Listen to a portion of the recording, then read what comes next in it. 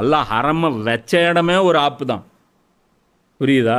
அந்த இடமே ஒரு ஆப்பு. இதில் இன்னொரு முக்கியமான விஷயம், இப்போ இதே ஆயத்து தாவில ஹாஸ் பார்ப்போம், தாவில ஆமில் பார்ப்போம். அப்போ அங்கே என்ன சொன்னேன், எஹ்ராமில் இருக்கும்போது வேட்டையாடக்கூடாது அப்படின்னா அது டோட்டலாக மனித வாழ்க்கைக்கு மேட்ச் ஆகும்.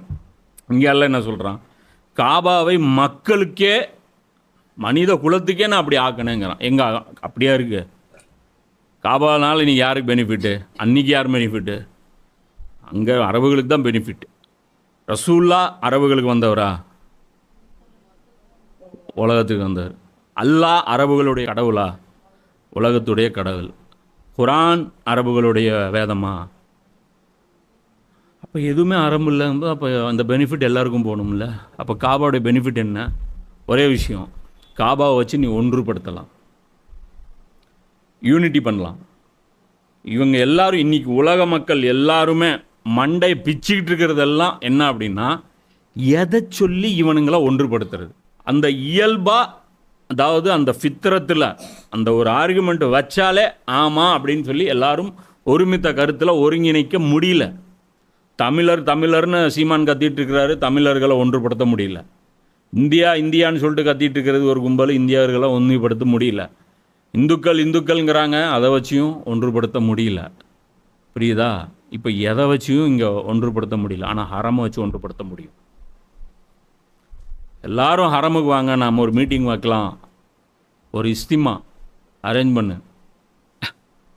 ஒரே ஒரு இஸ்திமா, உலகளாவிய இஸ்திமா, முஸ்லிம்களின் பிரதிநிதிகள் அனைவரும் வரவும், அடுத்த வருஷம் இத்தனாம் தேதி நடக்கும், ஒரு வருஷம் டைமு சொல்லியிருக்கு.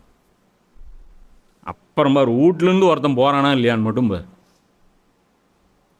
வீட்டிலேருந்து ஒருத்தன் இங்கே கூப்பிட்டோம், வீட்டிலேருந்து ஒருத்தன் கண்டிப்பாக அம்மா செருப்பு கழட்டி அடிப்பா.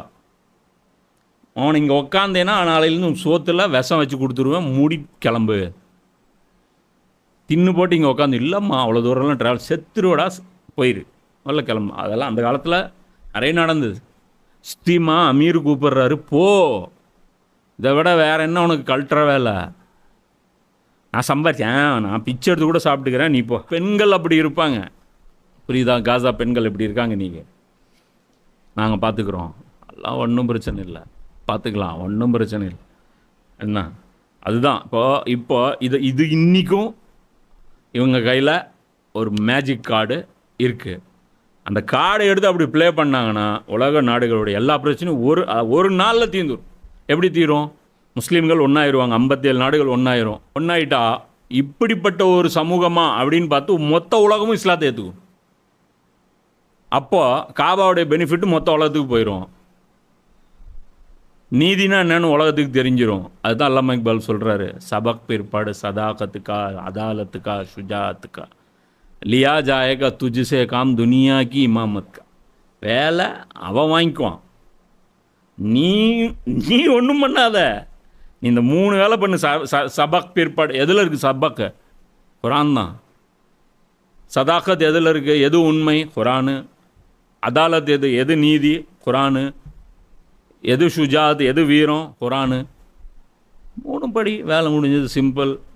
நீ குரானுடையவனா மாறு, மீதியெல்லாம் நீ உலகத்துக்கே ஒரு பொக்கிஷமாக ஆயிடுவ.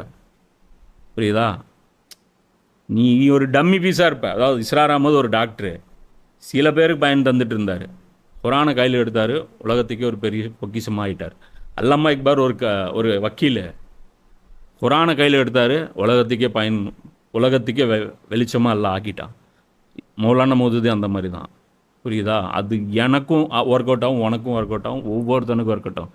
அதனால தான் சொல்லுவாங்க, அதாவது இதை வச்சு தான் உமர்லேயும் சொல்கிறாங்க, ஒருத்தன் உருப்பட்டானா இதனால தான், ஒருத்தன் நாசமாக போனானா இதனால தான்.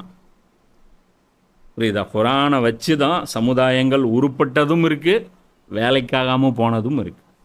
குரானை பற்றி சுத்தமாக நாலேஜ் இல்லை, அதோடைய டெப்த்து உன்னால் பார்க்க முடியல, உன்னால் அந்த வசனங்களை கனெக்ட் பண்ண முடியல, டாட்ஸை கனெக்ட் பண்ண முடியல, இந்த சூறாவுக்கு அந்த சூறாவுக்கு உனக்கு இது புரியல என்ன அப்படின்னா நீ அப்படியே தான் இருப்ப. உன் லைஃப்பில் ஒன்று இதுவும் இருக்காது. இப்போ இது ஒரு விஷயம் இப்போ புரியுதா? குரான் அந்த ஹரம் இன்றைக்கும் உலகத்தில் அமைதியை நிலைநாட்டக்கூடிய ஒரு மிகப்பெரிய டூலாக பயன்படுத்த முடியும். இஸ்ரேல் காசா பிரச்சனையை ஹரம் வச்சு தீர்க்க முடியும். உக்ரைன் ரஷ்யா பிரச்சனையை ஹரம் வைத்து தீர்க்க முடியும். சைனா தைவான் பிரச்சனையை ஹரம் வைத்து தீர்க்க முடியும். புரியுதா? மியான்மர் பிரச்சனை, மணிப்பூர் பிரச்சனை, இலங்கை பிரச்சனை, என்ன சவுத் ஆஃப்ரிக்காவில் இருக்கக்கூடிய பிரச்சனை, இப்போ சூடானில் இருக்கக்கூடிய கிழக்கு சூடான் மேற்கு சூடான் பிரச்சனை, கனடாவில் இருக்கிற பிரச்சனை, கிரீன்லாண்டில் இருக்கிற பிரச்சனை, நேட்டோவில் இருக்கிற பிரச்சனை, எல்லா பிரச்சனையும் வெறும் ஹரமை வச்சு தீர்க்க முடியும். ஆனால் அதை பயன்படுத்த வேண்டியவர்கள் முன் வரணும். ஹரமை வச்சிருக்கிறவங்க முன் வரணும். இந்த உம்மத்துடைய லீடர்கள் முன் வரணும்.